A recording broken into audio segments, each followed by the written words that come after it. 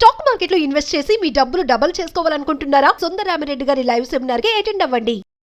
నమస్తే రమ్మగారు. నమస్తే జయ. మంచి చందమామ కథ ఒకటి చెప్తారండి. న్యాయ నిర్ణయం దాని మీద చెప్తాం. ఓ పూర్వం కాశ్మీర్ నగరానికి సుకేతుడు, కాశ్మీర్ రాజ్యానికి సుకేతుడు అని ఒక రాజుగారు ఉండేవారు. శ్రీనగరు కాశ్మీర్ రాజ్యానికి రాజధాని కదా. ఆయన చాలా బాగా పరిపాలించేవాడు. అయితే అలాగే ఈ శ్రీనగరానికి దగ్గర అంటే ఒక మాదిరి దూరంలో శ్రీనగరం అంత పేరు ప్రఖ్యాతులు ఉన్న ఇంకో నగరం ఉండేది. ఆ నగరంలో ఒక న్యాయాధికారి ఒక ఆయన ఉండేవాడట. చాలా అద్భుతంగా తీర్పులు చెప్పేవాడు. అప్పుడప్పుడు ఆయన చెప్పిన తీర్పుల గురించి శ్రీనగరంలో కూడా చర్చలు వచ్చాయి. శ్రీనగర్లో కూడా చర్చించుకునేవాడు. ఎంతో బాగా తీర్పు చెప్పాడు, ఆయన చాలా బాగా చేస్తాడని వింటూ ఉండేవాడు సుకేత్ మహారాజు. ఒకనాడు ఆయన ఏమనుకున్నాడంటే, ఏమిటో చూద్దాం. ఇప్పుడు ఆ ఊరు నుంచి శ్రీనగర్కి కథ చేరేటప్పుడు ఒక కథ ఏదైనా రకరకాల రంగులు పులుముకుంటుంది అంతేగా. అక్కడ ఉన్న విషయం ఒకటైతే ఇక్కడ ఇంకో కొత్త విషయం వస్తుంది కదా. రాజుగారి గాడి చెవులు అని చెప్తే ముత్తాత గారి గాడి చెవులు అని వస్తుంది చివరికి. అలాగే అవుతుంది.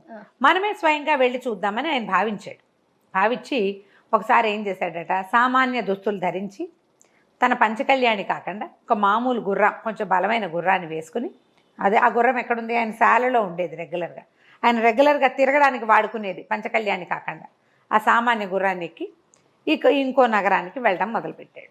ఆ నగరానికి చేరటానికి ఇంకొక 10 ఆమడల దూరం ఉండగా ఒక ధర్మశాల ఏదో వచ్చింది. ఈయన అక్కడ దిగి ఏదో మంచినీళ్ళు తాగాడు, ఏదో ₹1 అక్కడ ఇచ్చాడు, పళ్ళు గిళ్ళు ఇవ్వ కనపడితే కొనుక్కుని తిన్నాడు. ఈయన మళ్ళీ గుర్రం ఎక్కుతుంటే ఒక బిచ్చగాడు ఒక అతను కనపడ్డాడు, ధర్మప్రభు అని దగ్గరకు వచ్చాట. ఈయన ఒక పావలా తీసి వాడి చేతిలో పెట్టబోతే అతను అన్నాడు, బాబా అది కాదండి, శ్రీనగరం వెళ్ళాలి, మరి అడుక్కునేవాడిని కానీ నేను, కాస్త ఏదో ఎవరి ధర్మం మీద అయినా బతికేవాడిని, కానీ వెళ్ళడానికేమో ఏ బండి దొరకలేదండి, మరి వానొచ్చేలాగా ఉంది, మీ గుర్రం ఎక్కించుకుని నన్ను దింపుతారా కాస్త అన్నాడు. గుర్రం చక్కగా బలమైంది, ఇద్దరిని ఈజీగా మోసేస్తుంది. ఈయనేమనుకున్నాడు, సామాన్యమైన బట్టలోనో అందుకని అడిగాడు, ఎక్కించుకుందాంలే అని అతన్ని కూడా తనతో పాటు ఎక్కించుకున్నాడు. ఇద్దరు కలిసి శ్రీనగరం లోపలికి చేరాక లోపలికి కూడళ్ళ దాకా వచ్చి, దిగవయ్యా బాబు అన్నాడు. ముందు నువ్వు దిగు అన్నాడు బిచ్చగాడు. అనేసరికి ఈయనేమనుకున్నాడు, ఓహో వీడు దిగలేడు, నేను దిగి తన్ని దింపాలి అని చెప్పి తను దిగాడు. దిగాక ఇప్పుడు దిగన్నాడు. ఏమిటి దిగేది, నువ్వు దిగావుగా ఇంక నువ్వు వెళ్ళిపో అన్నాడు బిచ్చగాడు. రాజుగారు ఆశ్చర్యపోయాడు, అదేమిటి నా గుర్రం మీద కూర్చుని అలా అంటావు అనగానే బిచ్చగాడిన, నీ గుర్రం ఏమిటి, ఇంకా నయం, ఈ గుర్రం నాది, నువ్వు నిన్నెక్కించుకున్నా, కూడళ్లలో నీవు దింపా, ఈ ఊరు మాది, ఈ గుర్రం నాదని మొదలుపెట్టాడు. ఈయన ఆశ్చర్యపోయాడు, ఊరిని ఇంత దొంగలదారేమిట్రా నాయన, నువ్వు బిచ్చగాడివి, పద న్యాయాధికారి దగ్గరికి అన్నాడు. అనేసరికి బిచ్చగాడు అన్నాడు, నాకేమన్నా భయం అనుకున్నావా, పిడిరాయల్లే ఉన్నావు, నీకు గుర్రమై ఉందని ఎవరు నమ్ముతారు, నేనంటే కాళ్ళు లేనివాడిని, ఒక కాళ్ళు లేదు నాకు, కుంటి బిచ్చగాడిని నేను, కుంటివాడిని, అందుకని నేను గుర్రం మీద తిరుగుతా, నువ్వు నాకు పిడిరాయల్లే ఉన్నావు, 2 కాళ్ళతో నడుస్తావు, నీ గుర్రం అంటే ఎట్లా నమ్ముతారు, ససేమిరా అన్నాడు. అనేసరికి రాజు ఏమనుకున్నాడు, ఓహో ఎలాగో మనం న్యాయాధికారిని చూడబోదామనుకున్నాం, ఇదే పుచ్చుకెళ్దాం ఎట్లా చెప్తాడోనని ఈ గుర్రాన్ని వెంబడి పెట్టుకుని న్యాయశాలకి వెళ్ళారు.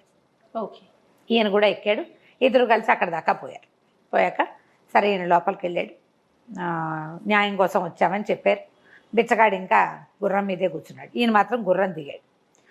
లోపలికి తీసుకెళ్ళారు. న్యాయాధికారి ఎవరినైనా ఏమిటంటే, అయ్యా మాది శ్రీనగరం అండి, నేను ఇక్కడ పని మీద వచ్చాను, ఒక వ్యక్తిని కలుద్దామని, వచ్చే దారిలో ధర్మశాల దగ్గర ఆగాను, అక్కడ ఇతను ఈ కాలు లేని మా కాలుకి చేతి కింద చెక్క కాలు పెట్టుకున్న ఒక అతను నన్ను సహాయం అడిగాడు, సహాయం అడిగితే ఎక్కించుకున్నాను బాబు, కూడల దగ్గర దింపుతుంటే ఈ గుర్రం నాదని మొదలుపెట్టాడు, తీసుకొచ్చాను అన్నాడు. ఏమయ్యా నీ సంగతి ఏమిటని ఆయన అడిగాడు న్యాయాధిపతి. ఈ బుచ్చగాడు అన్నాడు, కుంటి బిచ్చగాడు, కాదండి బాబు, నాకు అసలు కాళ్ళు లేదు, ఒక కాలేమో పూర్తిగా లేదు, మోకాలు దాకా లేదు, 2వ కాలు పాదం దాకా లేదు, నేను కర్రలతోటే నడుస్తానండి, మరి తిరగలేక నేను గుర్రం కొనుక్కున్నాను, నా శక్తి అంతా ధారపోసి, ఈ గుర్రం నాదండి, ఆ రోడ్డు మీద ధర్మశాల దగ్గర ఉండి ఊళ్ళోకి వెళ్ళాలంటుంటే బళ్ళు ఎందుకని పోనీలేమని నేను ఎక్కించుకుంటే ఇట్లా అంటున్నాడండి అన్నాడు. ఆయన ఇద్దరికేసి పరకాయించి చూసి ఓ పని చేయండి, గుర్రాన్ని ఈరోజు మా దగ్గర అట్టి పెట్టండి, రేపొద్దున చెప్తా వెళ్ళిపోండి మీ ఇద్దరు అన్నాడు. అదే సమయానికి ఇంకో ఇద్దరు వచ్చారు. ఒక ఆవిడ మూగావిడని తీసుకుని ఇద్దరు, ఒక కరణం గారు ఒక రైతు. ఆ మూగావిడ తమ భార్య అంటే తమ భార్యని కొట్టుకుంటున్నారు వాళ్ళిద్దరు. ఆమెమో చెప్పలేదు. ఆమె ఏం చెప్పలేదు కదా భర్త ఎవరు అంటే. ఆవిడకి బాగా మాటలు కూడా అర్థం కావు. సరే ఈయన ఏమన్నాడు, ఆ భార్యని ఇక్కడ అట్టుపెట్టి మీ ఇద్దరు బొండి రేపు పొద్దున్న రండి అన్నాడు. అక్కడి నుంచి ఇంకో ఇద్దరు వచ్చారు. ఒకడేమో నూనెగా అనుకోవాడు, వాడు ఒళ్ళంతా అక్కడక్కడ నూనె మరకలు, చేతుల నిండా నూనె జిడ్డు, నూనె మరకలు, వాడు నూనె వాసన వస్తూ. ఇంకొకడు కటికవాడు, అంటే అతను మాంసం కొట్టువాడు అనమాట. అతని చేతిలో ఇంత డబ్బులుంటే ఏమని చెప్తున్నారు, బాబు నేను నూనె కొనుక్కోవటానికి వచ్చానండి, జేబులో చిల్లర ఎంచుతుంటే ఆ డబ్బులన్నీ నావేనంటున్నాడండి నూనె కొట్టువాడు అని కటికవాడు చెప్పాడు. నూనెవాడు అంటాడు, కాదండి ఈ కటికాయన నా దగ్గరికి వచ్చాడు, ఒక మొహరుకి అంటే బంగారు నాణ్యానికి చిల్లర ఇస్తానంటే నూనె తీసుకుంటానన్నాడు, నేను చిల్లర లెక్కిస్తున్నాను, చిల్లర లెక్కిస్తే మొత్తం చిల్లర నా దగ్గర నుంచి లాగేసుకున్నాడు, తందేనన్నాడు, మొహరు ఇవ్వలేదు, చిల్లర తందేనంటున్నాడండి అన్నాడు. అనేసరికల్లా ఇహ సరే ఈయన ఏమన్నాడు, చిల్లరంతా అక్కడ పెట్టండి, మీ ఇద్దరు వెళ్ళి రేపు పొద్దున్న రండి అన్నాడు. మర్నాడు రాజుగారు వెళ్ళిపోయాడు, కటికవాడు నూనెవాడు వెళ్ళిపోయారు, మన కరణం గారు రైతు కూడా వెళ్ళిపోయారు. మర్నాడు పొద్దున వచ్చేసరికల్లా సరే ఈయన ఏం చేశాడు, కరణం గారిని మొదట పిలిచాడు, మీ ఆవిడ మీరు తీసుకుపోండి అని చెప్పి ఆ రైతుకి 50 కొరడా దెబ్బలు కొట్టండి రా వీణ్ణి అని రైతుకి 50 కొరడా దెబ్బలు విధించాడు. ఓకే. రాజుగారు చూస్తున్నాడు, కరణం గారి భార్య ఆవిడ మూగావిడ ఉంది కదా, భర్తను చూడగానే కొంగు కప్పుకుని ఆయన వెనకాల పడి వెళ్ళిపోయి అక్కడి నుంచి ఈ నూనె కాసులు నూనెవాడు కటికవాడు మొత్తం కాసులు చిల్లర నాణ్యాలన్నీ కటికవాడివి. నూనెవాడికి 50 కొరడా దెబ్బలు విధించారు. నువ్వు మోసం చేయడానికి చూసావు, వ్యాపారాల్లో మోసాలు చేయడానికి కుదరదు, ఇంకొకసారి కనుక మళ్ళీ నువ్వు ఇలాంటి అభియోగంతో వచ్చావంటే నీ వ్యాపారపు లైసెన్స్ క్యాన్సిల్ చేస్తామని వాడిని బెదిరించారు. అక్కడి నుంచి రాజుగారిని వెంట తీసుకుని వెళ్ళి, బాబు మీ గుర్రాన్ని గుర్తుపట్టండి, వీళ్ళిద్దరిని తీసుకెళ్ళాడు. రాజుగారిని బిచ్చగాడిని తీసుకెళ్ళి గుర్రం దగ్గరికి తీసుకెళ్ళి ఉంచోబెట్టారు. ఇక్కడ ఒక 20 గుర్రాలు ఉన్నాయి, ఈ శాలలో మీ గుర్రాన్ని గుర్తుపట్టండి అన్నాడు. రాజుగారు గుర్తుపట్టాడు, కుంటివాడు గుర్తుపట్టాడు. అరే ఆ గుర్రాన్ని ఇటు తింటరా అన్నాడు. అనేసరిగా గుర్రం వచ్చింది, గుర్రాన్ని పిలిపించిన తర్వాత ఆయన కళ్ళని చేతిలో పెట్టి రాజుగారికి అప్పచెప్పేశాడు. మీ గుర్రాన్ని మీరు తీసుకెళ్ళండి అని చెప్పి, ఒరే వీడిని చెరసాల్లో పడేయండి రా అన్నాడు. వాడు లబో దిబోమని కుంటి పిచ్చగాడు ఏడ్చుకుంటూ పోయాడు. నేను అడిగాడు, బాబు ఎలా కనిపెట్టారు మీరు? ఇవన్నీ కూడా 3 కేసులు చూశాను నేను. ఇప్పుడు నా గుర్రం నాదే, న్యాయంగా జరిగింది, నాకు ఇచ్చిన తీర్పు న్యాయమైన తీర్పు, నా గుర్రం నాదే, కానీ ఎలా గుర్తుపట్టారు మీరు అని. నేను గుర్తుపట్టాను నా గుర్రాన్ని. కుంటివాడు కూడా గుర్తుపట్టాడు కదా. కుంటివాడు వాడు 1 గంట ప్రయాణం చేశాడు, 2 గంటలు ఆ గుర్రపు తాలూకు రూపరేఖలన్నీ చూస్తూ ఉన్నాడు. ధర్మశాలలో రాజుగారి లోపల భోజనానికి వెళ్ళాడా, ఏదో తాగడానికి వెళ్ళాడు. వీడు బయట కూర్చుని గుర్రం తాలూకు చెవులు ముక్కు మూతి అన్నీ పరీక్ష చేసి 100 గుర్రాల్లో కూడా దాన్ని గుర్తుపట్టేంత పరిజ్ఞానాన్ని సంపాదించేసుకున్నాడు.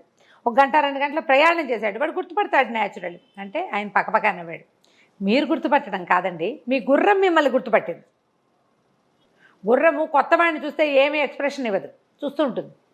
వీడెవడో నాకెందుకు అని 100 మందిని చూస్తుంది, అది ఎవరిని చూసినా ఎక్స్ప్రెషన్స్ ఇవ్వదు. గుర్రం ఓనర్ని చూస్తే ఎక్స్ప్రెషన్ ఇస్తుంది, అది కళ్ళార్పి చెవులే దిక్కపడుస్తుంది. దానికేసే చూస్తే మనకు అర్థమవుతుంది. పరిచితమైన ముఖం కనపడితే దాని లక్షణం వేరుగా ఉంటుంది, దాని ఓనర్ని అది గుర్తుపడుతుంది, తన మీద స్వారీ చేసే వాడిని అది గుర్తుపట్టేస్తుంది కదా. అంతేగా, మీ గుర్రం మిమ్మల్ని గుర్తుపట్టిందండి, అదే లెక్క, అది మీతో ఉంది, ముష్టి పిచ్చగాడిది కాదు అది, అది వాడెవడో కూడా దానికి తెలియనట్టు కాదు. ఓసారి ఎక్కితే దానికేం లెక్క, రోజు ఎక్కేవాడు, దాన్ని నిమిరేవాడు, దాన్ని కావలించుకునేవాడు, ఆ వాళ్ళు కదా దానికి కావాల్సింది అనేసరికి రాజుగారికి ఆశ్చర్యం వేసింది. చాలా బాగా కనిపెట్టారండి, ఈ 2 కేసులు ఎలా చేశారు మీరు అన్నాడు. ఇది కూడా విచిత్రమైనది ఏం కాదు, కరణం గారి భార్యని మా ఇంటికి తీసుకుపోయాను, రాత్రి ఆవిడమ్మ కలం ఇచ్చి పెన్నులో ఇంకుపోయమ్మా అన్నాను. వాడు క్షణాల్లో పోసేసి ఇచ్చేసింది. రోజు చేస్తుంది ఆవిడ ఆ పని. రైతు భార్యకి పెన్నులో ఇంకుపోయటం ఎటా వస్తుంది? అంతే కదా. కరణం గారి భార్య కాబట్టి ఆయన రాసుకుంటాడు, ఆవిడ పెన్నులో ఇంకుపోసి పెడుతుంది భర్తకి. బాగుంది. కలం దానిలో పోయమంటే చక్కగా పోసేసి మూత పెట్టింది, వేళకంటలేదు, కింద చుక్క పడలేదు. అంచేత ఆవిడ కరణం గారి భార్య అని తెలుసుకున్నాను. తర్వాత ఆవిడ భర్తను చూడగానే కొంగొప్పుకుని ఆయన వెనకాల పడి వెళ్ళిపోయింది చూసారా అన్నాడు. మరి ఇప్పుడు ఈ కాసులు ఎట్లా కనిపెట్టారండి? చిల్లర అంటే దాందే ఉంది. నూనె గానుగ వాడు వచ్చాడా, చేతులంతా జిడ్డోడుతూ నూనెగా ఉన్నాయి. వాడు చిల్లర లెక్క పెడుతుంటే వాడి చేతిలో నుంచి కటికవాడు లాక్కున్నాడని చెప్పాడు.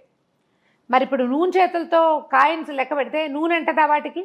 ఇంటికి వెళ్ళంగానే కాసులన్నీ నీళ్ళలో పోసాను, నీటిలో పోస్తే వాటి మీద ఉన్న జిడ్డంతా తేలాలి, కానీ ఆ కాసుల మీద జిడ్డే లేదు, అవి చిన్న ఏదు వాసన వస్తున్నాయి.